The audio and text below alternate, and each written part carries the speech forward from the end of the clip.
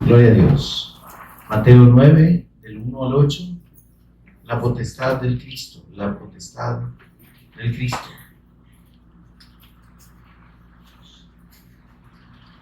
Mateo 9, 1 al 8. Seguimos escudriñando y meditando sobre el libro de Mateo y conociendo lo que nuestro Señor Jesús nos enseña y nos ha dejado como enseñanza en estas escrituras. Cuando lo tengan me dice amén. Amén. Amén. Bien.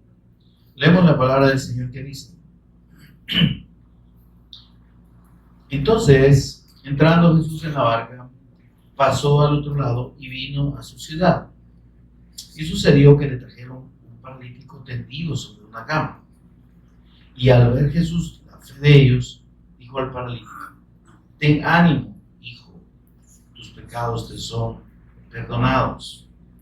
Entonces algunos de los escribas decían dentro de sí: este blasfema. Y conociendo Jesús los pensamientos de ellos, dijo: ¿por qué pensáis mal en vuestros corazones? Porque ¿qué es más fácil decir? Los pecados te son perdonados, o decir levántate y anda. Pues para que sepáis que el Hijo del Hombre tiene potestad en la tierra para perdonar pecados, dice entonces al paralítico: levántate, toma tu cama y vete a tu casa. Entonces él se levantó y se fue a su casa. Y la gente al verlo se maravilló y glorificó a Dios de que había dado tal potestad a los hombres. Oramos. Señor y Padre nuestro que estás en los cielos, te bendecimos, te adoramos, te exaltamos y damos toda honra y gloria a tu nombre por Jesús el Cristo, nuestro Señor y Redentor. Señor, dando gracias, agradecidos por tanta bondad, tanta misericordia en Dios, por tu inmensa fidelidad para con nosotros,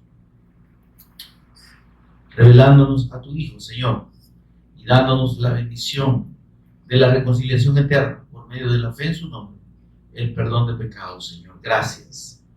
Gracias porque todo proviene de ti y es de acuerdo a tu gran misericordia y a tu bondad. Señor, bendito seas por siempre.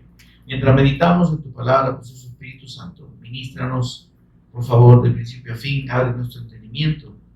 Por favor, revélanos a Jesús como el Cristo. Danos sabiduría y revelación en el conocimiento de nuestro Señor Jesús, el Cristo. Háblanos al corazón, instrúyenos. Sé tú, Señor, hablando y tomando el control de palabras y pensamientos para que seamos enseñados por ti, como dice tu palabra. Por eso es el Cristo, nuestro Señor y Redentor, lo agradecemos. Amén y amén. Pueden permanecer en pie, mis amados. Tarde les dije. Bien, amados. Creo que en las últimas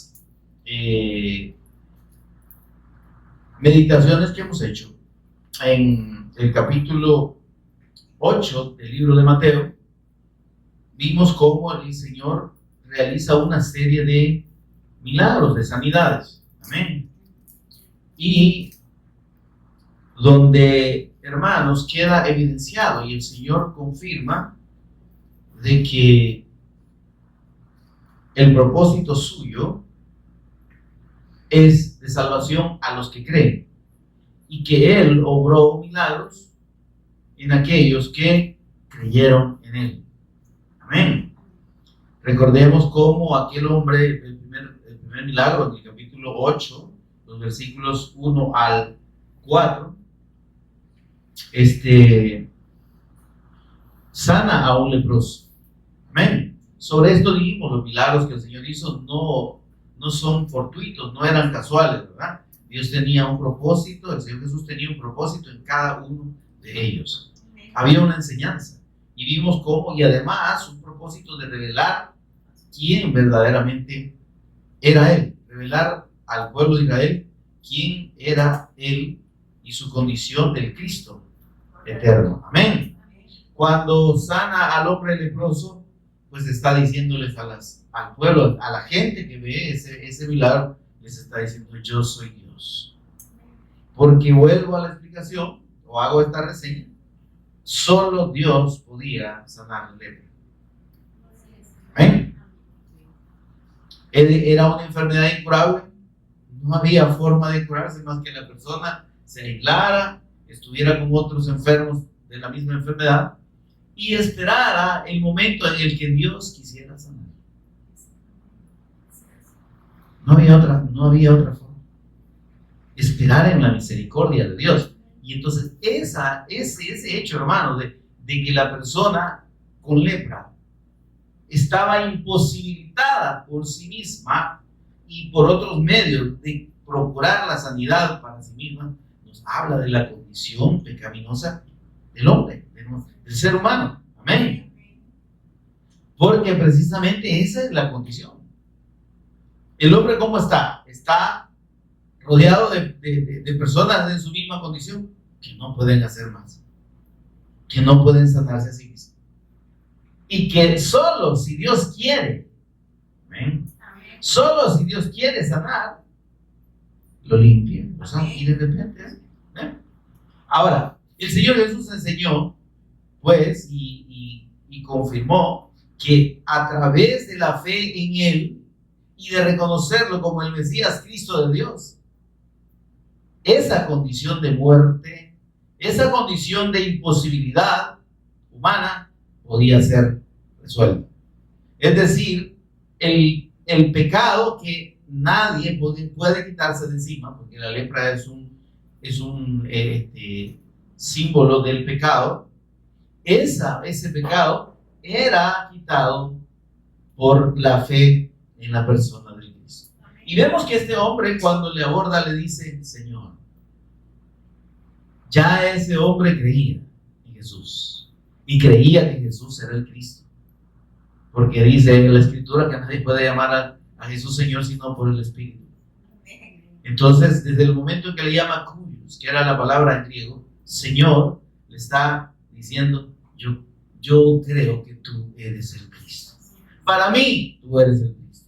Y por eso, con toda certeza, le dice: Señor, si quieres. Ahí está el otro detalle. Las sanidades no obran como una condición o como una, exigencia de Dios.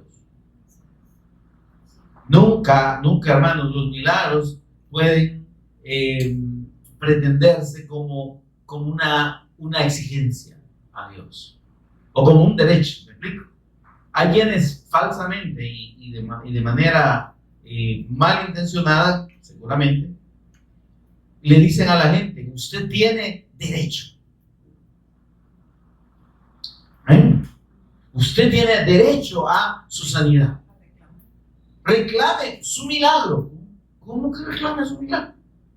O sea que Dios está sujeto a que le exija y él haga lo que usted en algún momento o alguna persona le pueda exigir hacer.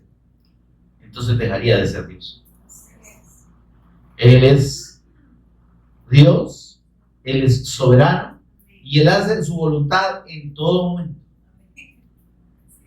Amén. Ahora, su voluntad es buena, agradable y perfecta. Para los que creen. Para los que no creen, esa voluntad es una voluntad de juicio. Porque precisamente la condición de pecado únicamente amerita el juicio de Dios. Amén. Y es parte de la justicia de Dios. Ahora, este hombre le dice: Señor, si quieres puedes limpiar. Y el Señor le dice: quiero ser limpio. Amén. Ahora, ese hombre ya habían sido perdonados sus pecados, por eso solo le faltaba la sanidad física. Amén. Y el Señor quiso hacerlo para demostrar, para comprobarle a la gente que venía en multitudes detrás de él que él era el Cristo. Amén. Pero eso era un milagro, óigame, portentosísimo. Amén. El segundo milagro, el del centurión que explicamos, este hombre le dice además: Señor. Cosa rara, un militar, un hombre de mando, tenía a cargo 100 soldados romanos que eran unas grandes trancas con unas armaduras de hierro, espada, daban miedo, ¿verdad? O sea, que usted ve ¿cómo se llama? A uno del campo de estos tiempos, pero le daba risa. Si lo veía a la par del otro, que este payaso que se aquí va, o cualquier agente, con todo respeto de estos tiempos, darían lástima a la par de esas personas, de esos soldados que eran personas altas, fuertes, ejercitadas, no como ahora todos panzones, ¿verdad? Y con unas armaduras que solo ver la armadura le daba miedo a cualquiera. Amén. Ahora, pero este hombre va con toda humildad y le dice: Señor, mi siervo, a quien quiero mucho, se está muriendo. Y yo sé que tú puedes sanarlo, pero por favor, no vayas tú. Yo no soy digno que entre en mi casa. Solo di la palabra.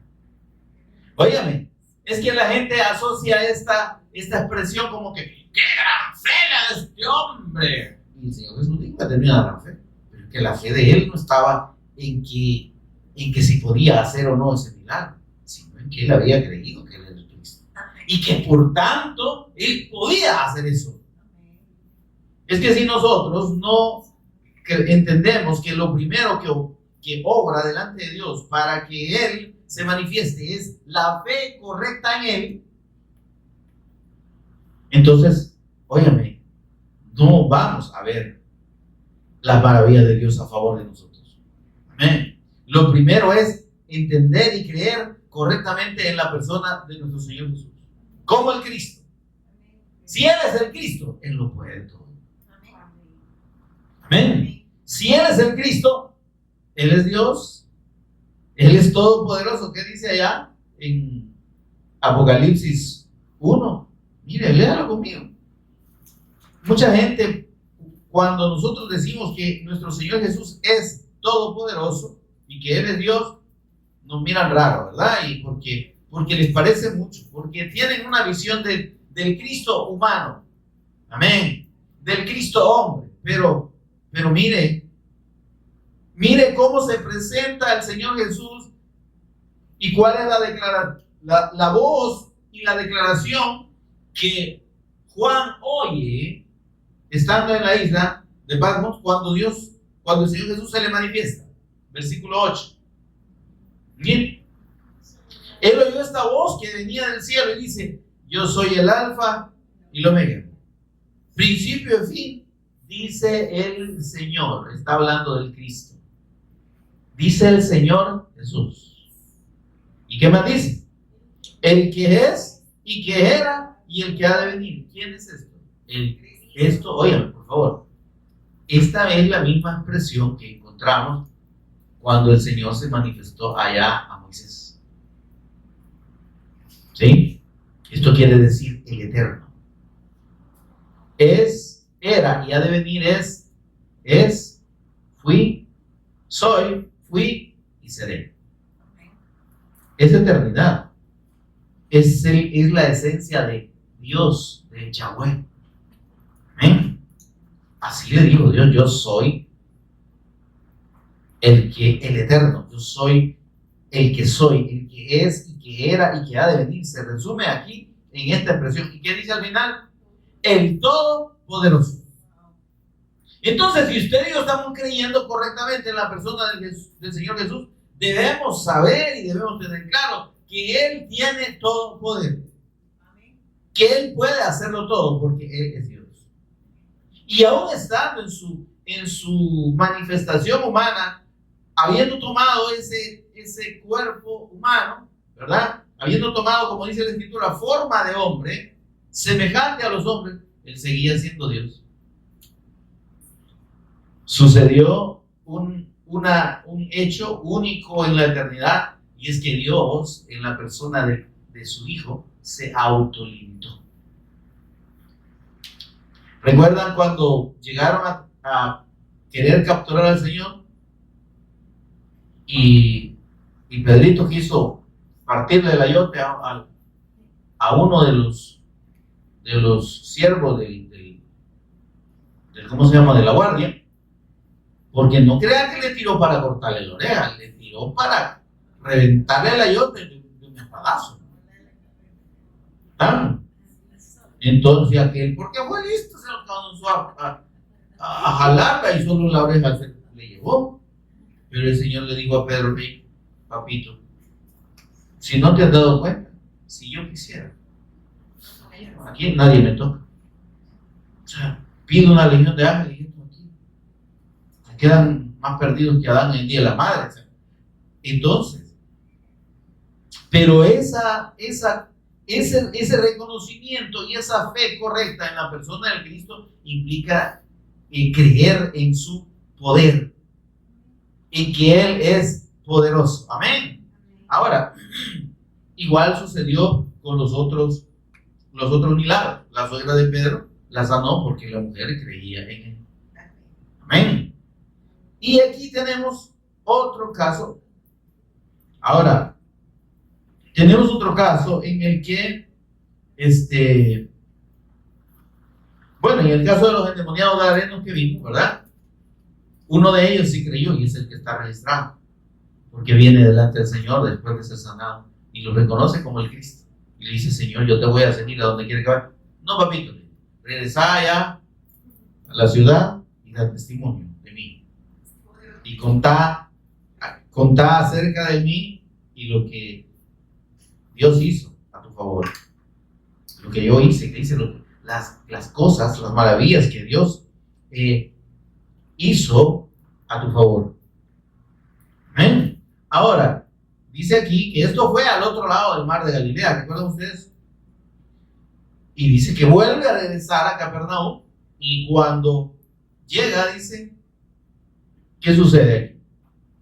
Fíjense que este es uno de los pasajes que, además, aparte de muchos de los pasajes que tienen que ver con milagros, son muy mal interpretados. Dice aquí, miren: entrando Jesús en la barca, pasó al otro lado y vino a su ciudad. ¿Sí? Y sucedió que le trajeron un paralítico tendido sobre una cama. Y al ver Jesús la fe de ellos. Fíjense que esto, hermanos, se ha mal interpretado, queriendo decir o explicar de que la fe suya o de una tercera persona puede hacer que Dios obre milagros. Y nada más lejos de la realidad. ¿Sí? Y ahí ve usted gente haciendo cadenas de oración. Yo no sé qué es una cadena de oración, pero bien, ¿verdad? Nunca he visto una.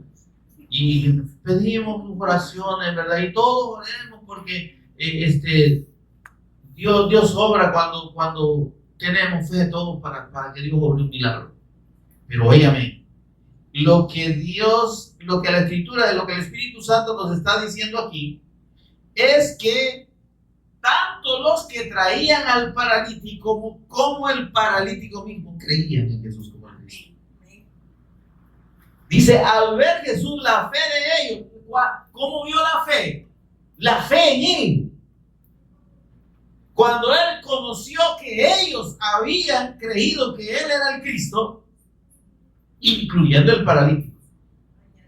O sea, miren, ¿por qué le llevaron los amigos? Eran por lo menos 4, porque lo llevaban en una camilla, ¿verdad? Entonces, eran 4 personas que lo llevaban y el propio paralítico. Pero aquel, ¿cómo es que aguantó que lo llevaran? ¿Verdad? O sea, no es que él dijo: no hay para dónde me llevan, pues, ¿verdad? No, es que él seguramente les pidió a sus amigos: miren, por favor, llévenme. Ustedes saben que ese hombre es el Cristo y que Él me puede sanar. Por favor, llévenme. Eso es lo que seguramente sucedió. Y lo lleva. Y dice: cuando vio Jesús la fe de ellos, no la fe para ser sanados, sino la fe en Él como el Cristo. Ellos venían con la certeza de que Él podía sanar porque Él era el Cristo. Y porque ellos estaban creyendo que Él era el Cristo. ¿Me explico, hermanos? Ahora, mire qué detalle aquí muy importante. Al ver Jesús la fe de ellos, hizo lo que nadie esperaba que el Señor Jesús hiciera. Le dice al paralítico: hijo, te perdono los pecados. Hermano, vea esto, pues. Bueno, el otro pasaje dice que rompieron el techo y lo bajaron, porque no se podía pasar. Imagínense que lo bajan y hacen el gran relajo ahí, que cuesta bajar una persona inmóvil, ¿verdad? Y en peso muerto, que le llaman, eso cuesta, exponiendo a que le deslizara y le cayera encima a un montón de gente ahí. Entonces, y después de tanta peripecia y tanto esfuerzo, hijo, te perdono los pecados. Señor, como que te has equivocado, ¿verdad? No te has dado cuenta, ya no puedo mover las patas ni las manos, ni todas las cejas, ¿verdad? Porque era paralítico. Ahora, oigan, y el Señor le dice: pero mire ese detalle, por favor. Un detalle importante que usted y yo debemos notar. ¿Qué le dice el Señor? Ten ánimo. ¿Qué? ¿Ten ánimo qué? Hijo. Se da cuenta que el hombre ya había creído. El Señor Jesús a nadie llamó hijo, sino a aquel que creyó en él. A la mujer sirofenicia, ¿verdad? La cananea que se menciona, le dice hija también. ¿Está conmigo, hermano? Entonces, aquí confirmamos que este hombre ya había creído y estaba creyendo que Jesús era el Cristo. Pero hay un detalle importante.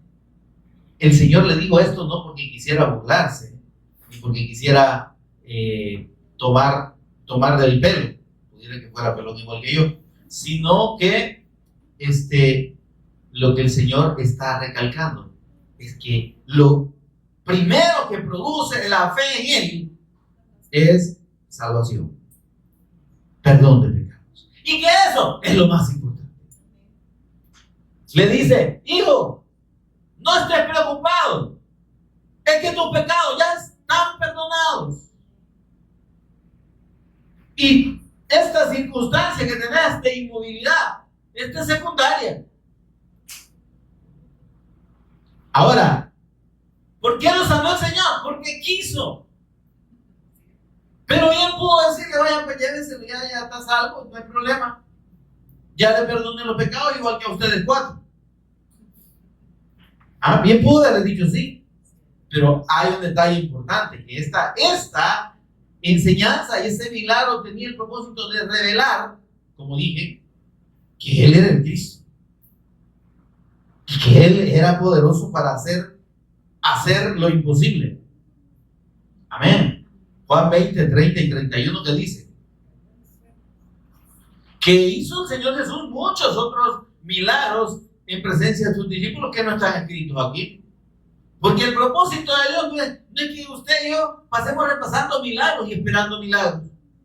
Es que así como sanó a la mujer del flujo, me va a sanar a mí hasta un canto. Si tan solo tocar el borde de su mano. Y la gente llorando. Libre sería. Y la gente, sí. Y digamos, imaginariamente se ven tocando el borde de la. Y mire, hasta unos dibujos bayucos hay que la gente tira en el suelo, los dibujos de la mujer tiran en el suelo tocando el borde del vestido. No, es el manto de oración, hermano. Y el manto de oración llegaba aquí por la cintura. Óigame, entre el montón de gente que iba, oiga, ¿está conmigo, hermano? Entre el montonazo de gente que la narración de los evangelios dice que le apretujaban. Hola, hermano. Vamos, no me distraiga. Le apretaban. Bueno, yo no sé si usted ha estado. Yo lo veo cara de mitineros aquí desde los 80, pero bien. algunos en especial. Usted ha estado entre el montón de gente, ¿va? O cuando hay aglomeraciones ahí en los estadios, uno siente que ya no dando orden, una gran apretada que le pegue y va casi en el aire. ¿Está conmigo, hermano? Así le pasó al Señor con los discípulos. En 3 semanas magno, se imagina usted a alguien tirado en el suelo queriendo tocar el borde del vestido de él, lo aplastan, hombre. La señora hubiera quedado con una cucaracha. No era así. Esa mujer sí iba en medio de todo, pero ella lo que quería era tocar el borde del manto que le llevaba aquí al lado, a la altura de la cintura, como les he explicado. Porque si hubiera sido abajo, era imposible que lo tocara. Amén. Pero el punto es de que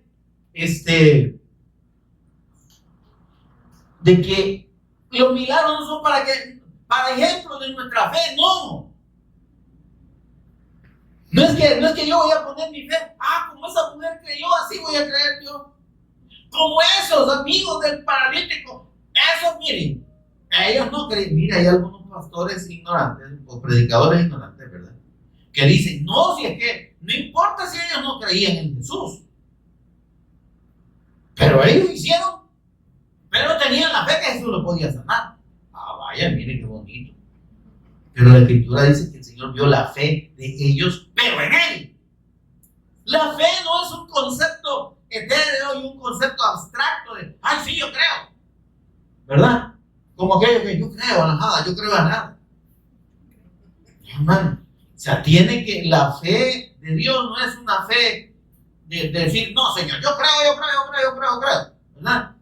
O como el chapulín, no me va a doler, no. El asunto es poner la fe precisamente en la persona correcta y en la condición de esa persona. Creer en la persona de Jesús correctamente como el Cristo era la fe que Dios ve. Y es la fe que Dios ve, hermano. Hebreos capítulo 11 es un testimonio de lo que significa la fe de Dios, la fe en el Cristo. Es pues la fe, Hebreos 11:1, la certeza de la esperanza. ¿Qué esperanza? Y el convencimiento de lo que no se ve. ¿Cuál es nuestra esperanza? ¿Cuál es lo que esperamos? Al Cristo. ¿En quién tenemos puesta nuestra esperanza? En el Cristo. ¿A quién no hemos visto? Pero le amamos sin haberle visto, al Cristo. Entonces la fe, la certeza de la esperanza es la esperanza en el Cristo. Y el convencimiento de Él, que aunque no lo vemos, sabemos que Él es Dios y que vive por los siglos de los siglos. Amén, amén. Entonces, hermano, ese conceptito, hermano, la certeza de lo que se espera. Tenga seguridad de lo que usted le diga, Señor. Y tenga la convicción de que aunque usted no vea el milagro, que aunque usted no vea que eso va a suceder, porque usted cree. Como dice la profeta por ahí, ay, Dios los padres. Ten misericordia de ese montón de ciegos guiando a otro montón de ciegos, hermano. Eso no es la fe para milagros, hermano. Es la fe del Evangelio. Por la fe, dice más adelante, Abel ofreció a Dios más excelente sacrificio que Caín. Y Abel aquí era enfermo. ¿Va que Abel no tenía nada que creer que se iba a sanar? Que mire, yo estoy esperando un milagro porque me duele la rabadilla. No. Abel le ofreció al Señor. La fe de él era la fe en la promesa del Mesías Cristo y en el sacrificio del Cristo. Por eso es que ofreció los corderos, lo mejor, para demostrarle al Señor y confirmarle al Señor que él estaba creyendo en el Mesías Cristo que había de venir, en el Cordero de Dios que había de quitar el pecado. ¿Y qué nos está hablando? Eso lo dice en el versículo 4 de Hebreos 11. Y en el 1 es donde dice que es la certeza de la esperanza o de lo que se espera y el convencimiento de lo que no se ve. ¿Y por qué pone de ejemplo a Abel? ¿Quién es lo que esperaba Abel? Al Mesías Cristo. ¿Qué es lo que Abel nunca vio? Al Cristo. Pero él creyó. Y entonces la fe de Dios es la fe en la persona del Cristo y en la persona específicamente ahora de Jesús como el Cristo. Y como digo, a quien amamos, dice el apóstol, sin haberle visto. ¿Sí? Ahora, por eso es que cuando dice el Señor, al ver Jesús la fe de ellos, no era fe para milagros, hermano, perdóneme, era fe en la persona de Jesús, como el Cristo. Si eres el Cristo, Él todo lo puede. Y la bendición más grande que tenemos en la fe del Evangelio, en la fe de la persona de nuestro Señor Jesús, es el perdón de pecados y la vida eterna. De modo que por eso es que el Señor no estaba bromeando, por eso le digo. Imagínese después de echarse la gran peripecia de bajarlo ahí con lazos y no sé qué, ¿verdad? Que hasta estuvo a punto de caer el pobre hombre, me imagino, ¿verdad? Y que el Señor le dijo, ¿cómo le dice? Ten ánimo, hijo, animate, papito, no estés triste, te veo un poco tristoso, hijo, porque el hombre, váyame, después de la gran machucada que le habían pegado, primero subirlo al techo y después bajarlo, ¿no? ¿Verdad? Bueno, lo que andaba viendo solo para el cielo, pero incómodo de seguro, y triste porque, pues sí, ¿me entiende, verdad? Nadie que te veamos va a estar riendo. Hay excepciones, ¿verdad? Los locos. Pero normalmente una enfermedad física no provoca risa, ¿no? ¿Verdad? No decir, mira cómo me duele toda la columna. Y mira, tengo un gran dolor aquí en la rodilla. No, hermano. El que le duele, que le nota en la cara, ¿verdad? Que ella es bastante dolorida. Pero el asunto es que le dice el Señor, ¿por qué le dijo? Ten ánimo, hijo. Porque lo vio todo desanimado, pues. No, con que cara de tecolote penqueado, ¿verdad?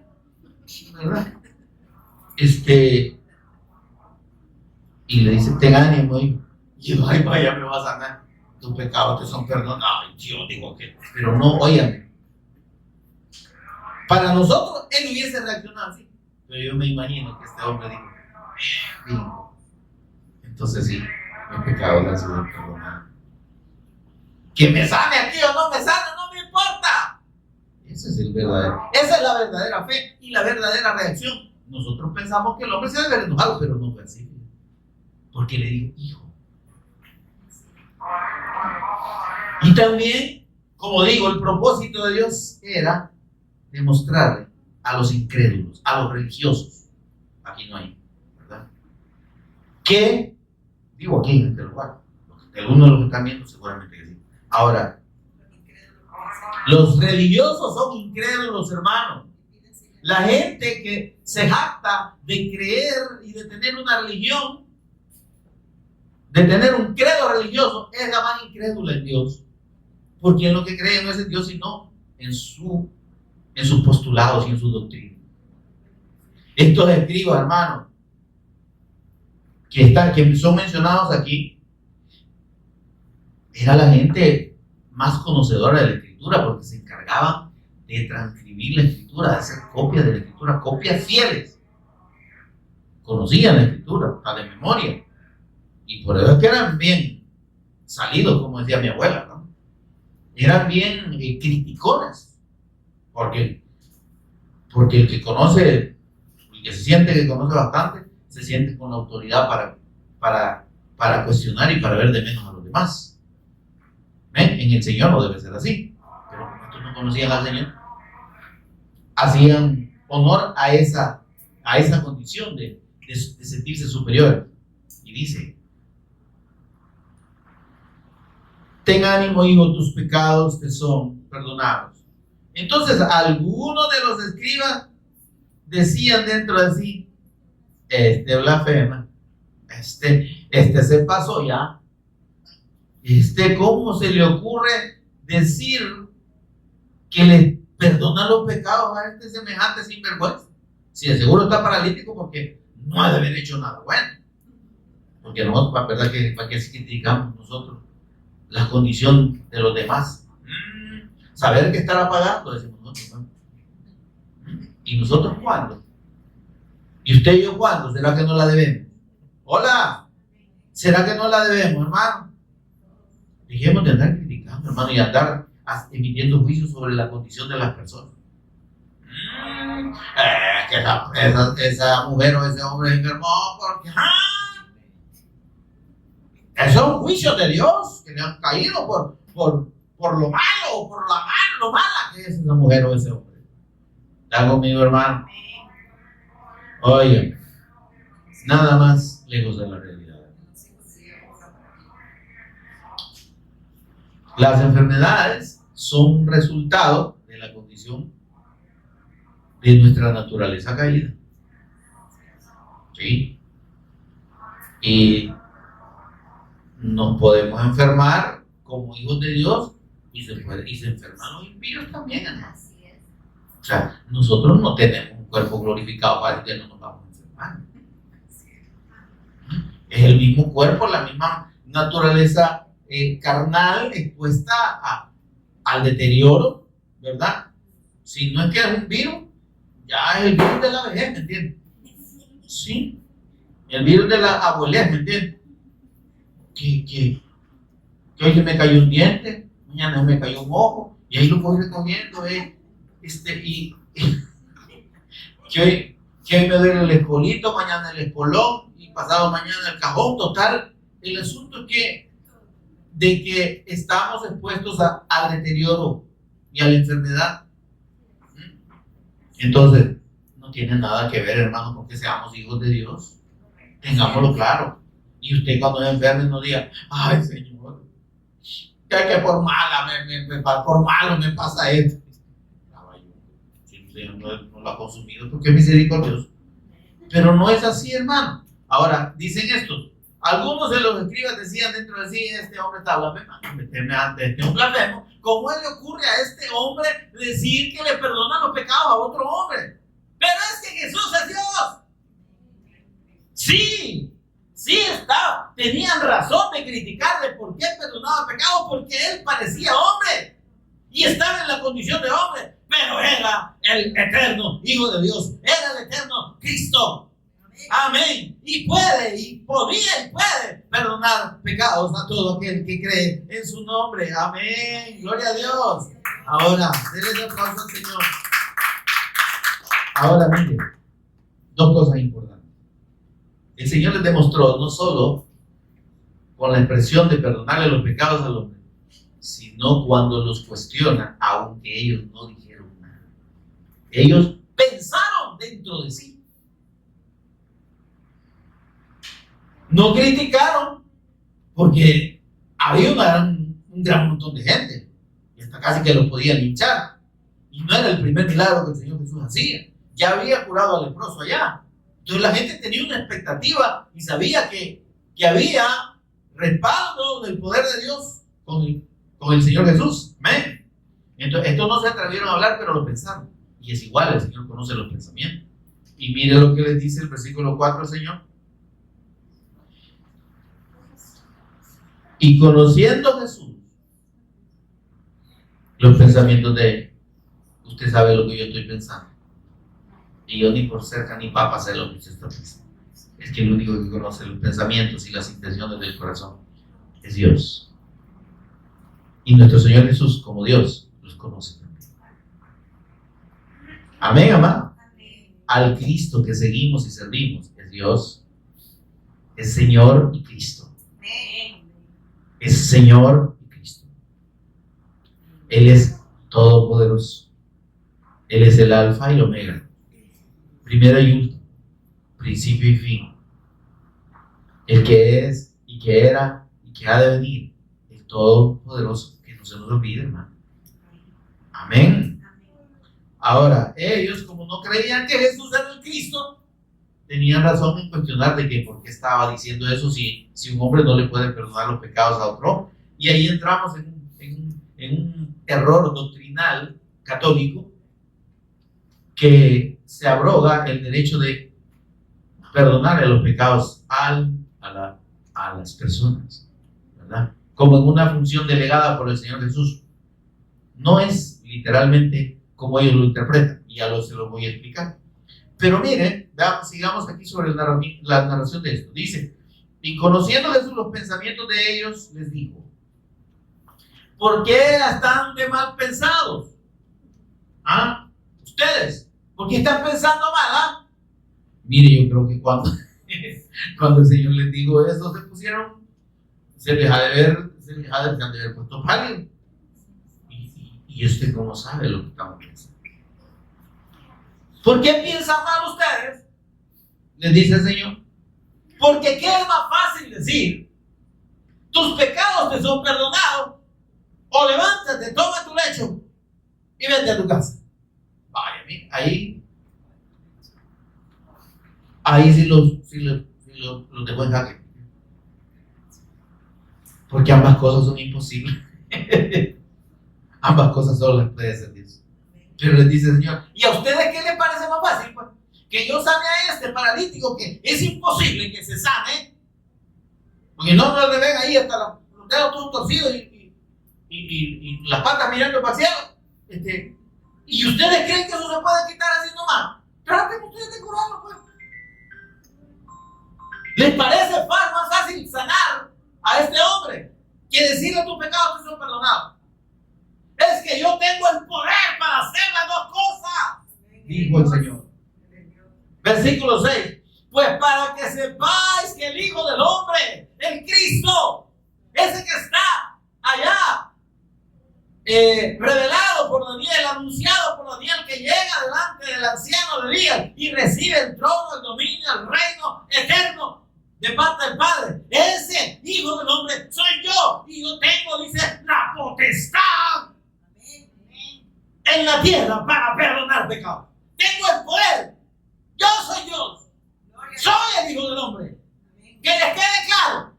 Que ustedes no lo crean y no lo acepten, ese no es mi problema. Pero el testimonio les queda aquí claro.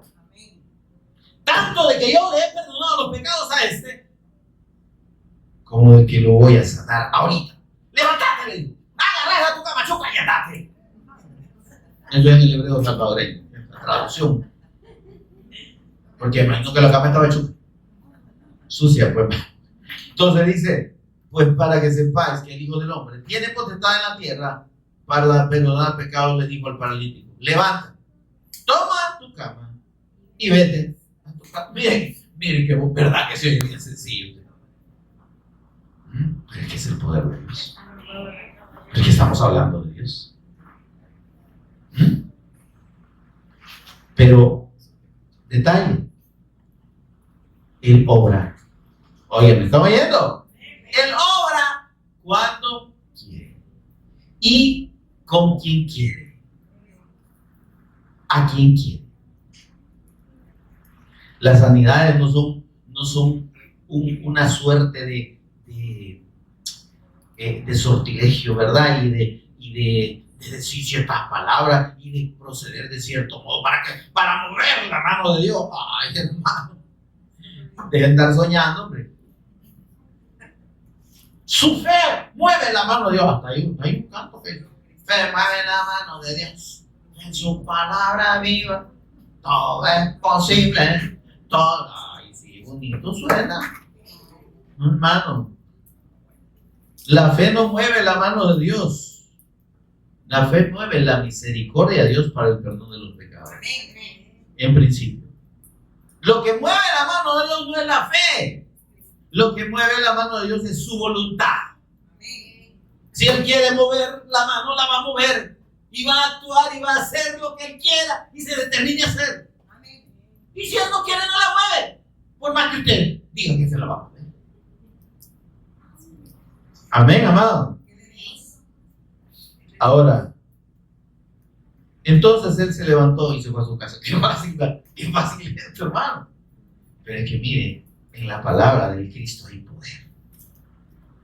Cuando él le dice, levanta, todo su cuerpo que estaba rígido, retorcido, sus dedos, sus piernas, sus manos, sus huesos, su columna, me imagino que estaba partida en no sé cuántas partes, todavía no se podía mover. se restaura. ¿Qué me pasa? ¡Qué bonito esto! Salud, pues no es que se arrepiente este hombre. Entonces, óyeme, pero hay algo importante en eso. Quiero cerrar la narración con el versículo 8, que es bien importante. Y la gente, mire qué triste. Aquí hay un detalle que me entristece y que entristece en el espíritu. Porque a pesar de que vieron esa muestra portentosa del poder del Cristo, mire lo que dice. Y la gente al verlo se maravilló y glorificó a Dios, que había dado tal potestad a los hombres. No dejaron de ver a Jesús como un profeta. A pesar de esa maravilla, no creyeron que él era el Cristo. Y por eso es que a este Capernaum le dice: va a ser abatida hasta el infierno. Porque si allá en Tiro y en Sidón, que está al otro lado, se hubieran hecho unas maravillas que se hicieron en tiempo, a veces que se hubieran arrepentido en silicio y ceniza.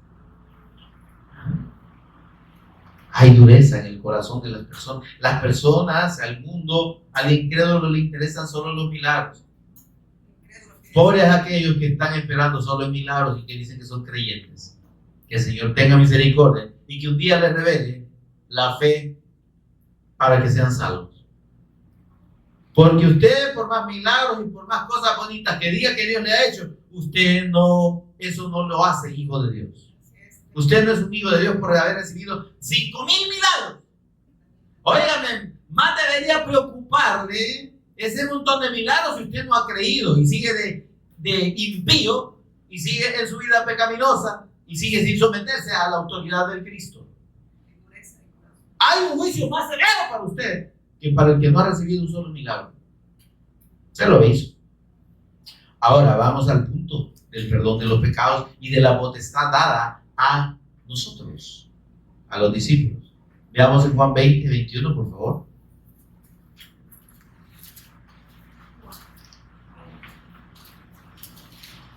¿Qué potestad, óigame, por favor, fundamental Dios dio a sus discípulos? Sí les digo, vayan y sanen y pongan las manos, echen fuera demonios, ¿verdad? Amén. Pero eso no es lo fundamental. La potestad fundamental que Dios nos dio a los discípulos, a usted y a mí, no se me haga el desentendido. Hay una potestad que el Señor Jesús nos dio como sus discípulos. Y está en Juan 20, 21. Mira lo que dice. Esto es después de que el Señor resucitó, les dijo. Entonces Jesús les dijo otra vez, porque se les volvió a aparecer: paz a vosotros. ¿Sí? Tengan paz, estén tranquilos. ¿Sí? Yo he vencido. ¿Está conmigo, hermano? La certeza de nuestro descanso y de nuestra paz para con Dios es la resurrección del Cristo. Es su victoria sobre Satanás, sobre el pecado y sobre la muerte. Amén. Entonces, dice: paz a ustedes, tengan paz y sepan que pueden estar tranquilos porque yo ya resucité, aquí estoy, y ya vencí. Ya el consumado está completo. Amén. Y le dice: como el Padre me envió, así también yo os envío. ¿A quién nos envía el Señor Jesús? A predicar el Evangelio. ¿Qué dijo el Señor Jesús allá en Lucas 4:17? El Espíritu de Jehová, el Señor, está sobre mí, porque me envió Jehová. ¿Quiere que lo leamos? ¿Para qué lo envió el Padre? Lucas 4, allá adelantito de Juan. No, antes de Juan. Lucas 4. No me pierda la cita de Juan 20, por favor. ¿Está? Lucas 4, hermano. Hágame permiso, porque todavía voy por ejemplo San Miguel. 4, 17. Y se le dio el libro del profeta Isaías, y habiendo abierto el libro, halló el lugar donde estaba escrito: el Espíritu del Señor está sobre mí, por cuanto me ha ungido para dar buenas nuevas a los pobres. ¿A qué vino el Señor y para qué fue enviado? Para predicar el Evangelio. ¿Y qué dijo el Señor? Tengan paz, estén tranquilos, así como el Padre me envió a mí, yo los envío a ustedes. ¿A qué nos ha enviado? A predicar el Evangelio, a dar testimonio de su sacrificio, de su obra redentora y de su victoria sobre la muerte, de su resurrección.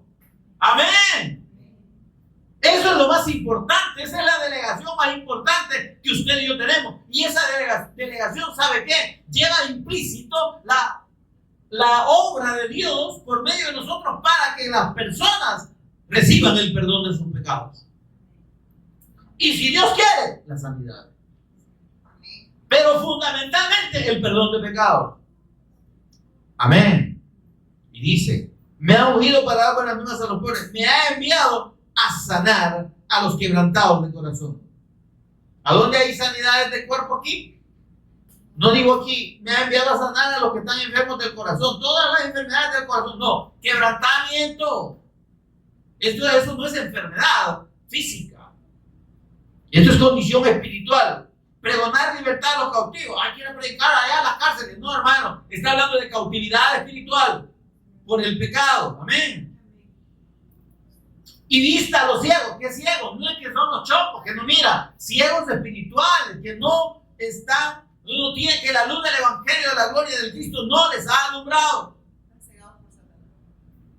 Y a poner en libertad a los oprimidos. ¿Oprimidos por quién? Por Satanás. Es que está hablando del propósito de salvación que vino y que motivó de parte de Dios el enviar a su Hijo. Para eso me envió el Padre, dice, para predicar el Evangelio a los pobres, sanar a los que están quebrantados de su corazón, dar libertad a los que están cautivos, vista a los que están ciegos y darle libertad a los oprimidos por el diablo. Y a eso me envió el Padre, y a eso los envío a ustedes. ¿Qué están haciendo sentados? Con los bracitos cruzados. Cualquier parecido por coincidencia. Haciendo nada. Vamos a Juan 20. Papá, no me miren más. Eso es lo que el Señor te está diciendo a todos. Miren, y habiendo dicho esto, dice: como me envió el Padre, así también yo os envío. Amén. Y dice esto, miren. Y habiendo dicho esto, ¿qué dijo? Mire qué lindo, esto es precioso. Dice que sopló. Recibí del Espíritu. Qué lindo, ¿verdad? Es que el Espíritu Santo, hermano, sobre los discípulos, ya estaba en ellos. Cuando vino Pentecostés, lo que sucedió fue ya el asentamiento del Espíritu Santo acompañando a la iglesia, y vino también y los llenó. Pero aquí recibí el Espíritu. Recibí el Espíritu. ¿Y qué más les dice? A quienes remitieren los pecados, les son remitidos. Hola, hermano. O sea que usted y yo podemos perdonar pecados. Sí y no. ¿Se entiende esto? No de manera directa. Esta remisión de pecados se refiere a que Dios obra y perdona los pecados de aquellos que, mediante el testimonio suyo y mío, creen en la persona de Jesús como Cristo. ¿Y quién es el único que perdona pecados? Es el Cristo. Por tanto, implícitamente o indirectamente, cuando usted y yo anunciamos el Evangelio, estamos procurando la remisión de los pecados de los que creen. ¿Se entiende? Por eso dice: a quienes le remitan los pecados les son remitidos. No es que le vamos a decir: le perdono los pecados y los suelto en el nombre del Padre y del Espíritu Santo. Falsedad, mentira, engaño y fraude. Y a quienes se los retuvieres, ahí está el detalle, les son retenidos. Es que si usted y yo no predicamos el Evangelio, hermano, no se va a obrar salvación. Os entrego, le digo el Señor, las llaves del reino de los cielos. Amén, hermano. Tenemos una bendición y una facultad de parte de Dios y una responsabilidad a la vez grande. Si predicamos el Evangelio como es el propósito de Dios, los que han de ser salvos serán salvos y perdonados sus pecados. Pero si no lo hacemos, ¿cómo creerán en aquel del cual no han oído? ¿Cómo podrán ser salvos si no les damos el testimonio de Cristo? Amén, amados. Así que esto no se trata de la facultad de los sacerdotes para perdonar pecados. No hay ningún hombre facultado para eso. Esa facultad está dada a los discípulos del Cristo. Como dijo el Señor, como me envió el Padre, así los envío a ustedes. Vayan y prediquen el Evangelio. Vayan y hagan para lo que yo fui enviado. Y cuando hagan eso, ustedes van a estar remitiendo los pecados de los que crean y reteniendo los pecados de los que no crean al testimonio del Evangelio de Dios, de la persona de nuestro Señor Jesús como el Cristo. Demos un aplauso al Señor, amados. Pónganse en pie conmigo y vamos a dar gracias al Señor por su palabra en esta hora. Con su rostro inclinado y con toda reverencia, por favor. Señor y Padre nuestro que estás en los cielos, bendito seas, bendito tu nombre por siempre. Te adoramos, te bendecimos, te exaltamos. La gloria y la honra son tuyos, Señor. Gracias, Señor, por habernos revelado la fe en tu amado Hijo, en nuestro Señor y Cristo Jesús, por cuyos méritos únicos, eternos, preciosos, incomparables. Ahora, Señor, hemos sido alcanzados por tu gracia y hemos sido redimidos delante de ti por ese sacrificio único y agradable y acepto delante de ti eternamente por los pecados, para redimirnos de la potestad de Satanás, de la potestad del pecado y de la potestad de la muerte, y darnos vida juntamente con tu amado Hijo, en que tenemos redención por su sangre y el perdón de pecados. Bendito seas, Señor. Gracias por enseñarnos y por confirmarnos que nuestros pecados han sido perdonados por ti, no por ningún hombre. Que la provisión de ese perdón ha venido por medio de la fe en tu precioso Evangelio, la cual tú nos has revelado. Bendito sea Dios, porque todo proviene de ti y todo vuelve a ti. Gracias, Señor, por amarnos de tal manera que quisiste tú pagar el precio de nuestra redención. Por eso ahora, Señor, te servimos y debemos servirte en gratitud, con gratitud a lo que tú ya hiciste por nosotros. Y además, Señor, en atención al mandato que nos has dado y a la facultad que nos has dado, mediante la predicación del Evangelio, mediante ese habernos enviado, Señor, como el Padre, como tú viniste enviado del Padre para predicar el Evangelio y para predicar el perdón de pecados a los que creyeran en tu nombre, para procurar esa libertad de los cautivos, la vista a los ciegos espirituales y la libertad a los oprimidos por el diablo, Señor.